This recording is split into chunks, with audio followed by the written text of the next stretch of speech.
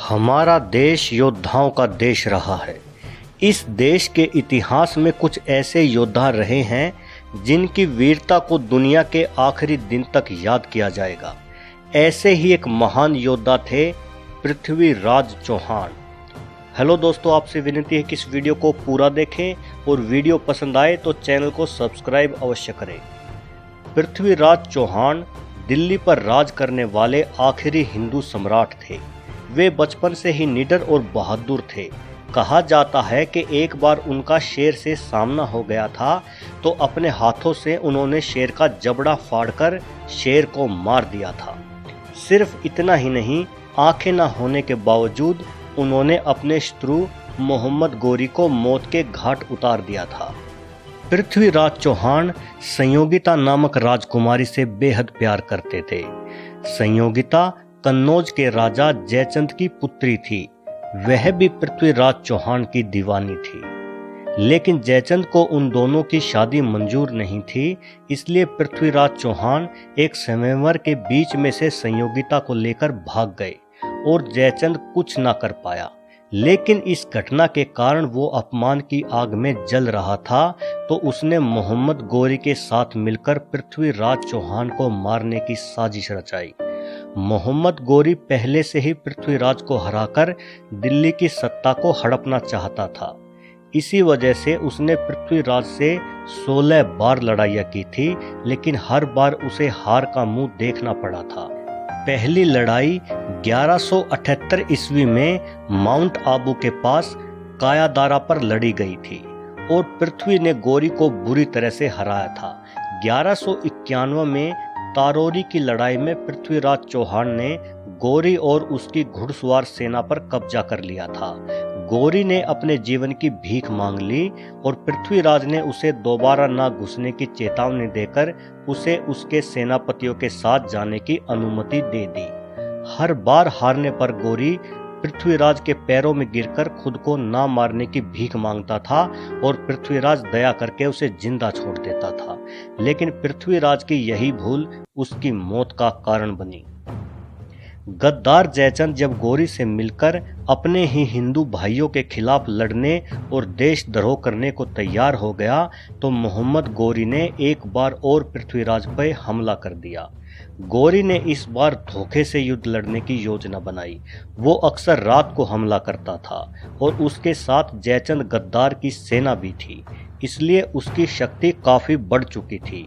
फलस्वरूप इस युद्ध में पृथ्वीराज की हार हुई और गोरी ने पृथ्वीराज को बंधक बना लिया। जयचंद ये समझता था कि पृथ्वीराज को मारने के बाद मोहम्मद गोरी दिल्ली का राज्य उसे इनाम स्वरूप दे देगा, लेकिन युद्ध खत्म होने के बाद गोरी ने जयचंद को भी मौत के घाट उतार दिया। इस युद्ध से पहले पृथ्वीराज ने कन्नौज और पाटन के राजाओं से मदद मांगी थी, लेकिन उन राजाओं ने उस युद्ध में पृथ्वीराज का साथ नहीं दिया, जो बाद में उन सबके मिटने का कारण बनी।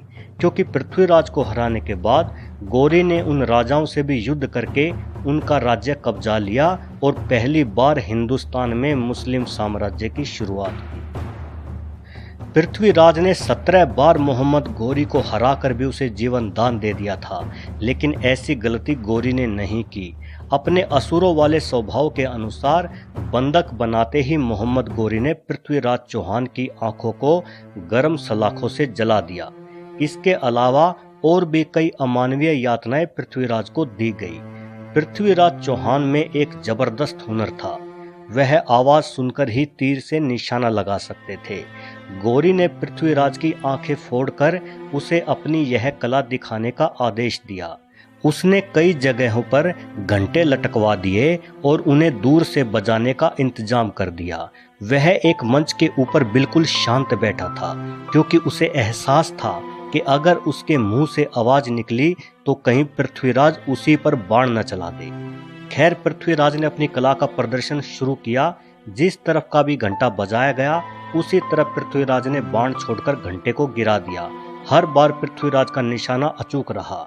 ये देखकर गोरी खुद को पृथ्वीराज की तारीफ करने से रोक नहीं पाया और उसके मुंह से निकला, वाह पृथ्वी वाह। जैसे ही पृथ्वीराज ने वो आवाज़ सुनी, वो समझ गए कि ये गौरी की आवाज़ है और तुरंत उन्होंने उसी आवाज़ की तरफ निशाना साधा और बाण चला दिया। अगले ही पल में एक सरसराता हुआ बाण गौरी की तरफ आया और सीधा उसकी गर्दन में धंस गया और वहीं मौके पर ही गौरी की मौत हो गई। ये देखकर गौरी के सैनिक पृथ्वीराज को मारने के लिए दौड़े, लेकिन कहते हैं कि दुश्मन के हाथों मरने से अच्छा है कि किसी अपने के हाथों से मरा जाए। बस यही सोचकर भीड़ में मौजूद पृथ्वीराज के बचपन के दोस्त चंद्रबरदाई ने खुद आगे बढ़कर पृथ्वीराज की छाती में खंजर भोंक दिया और बाद में उसी खंजर को अपने सीने में भी मारकर उसने अपना जीवन भी खत्म कर लिया। दोस्तों, अगर आपको ये जानकारी अच्छी लगी तो कृपया करके वीडियो को लाइक और शेयर करें। इतिहास और रोचकता से भरपूर ऐसे ही और भी वीडियोस देखने के लिए मेरे चैनल को सब्सक्राइब जरूर कर लें। धन्यवाद।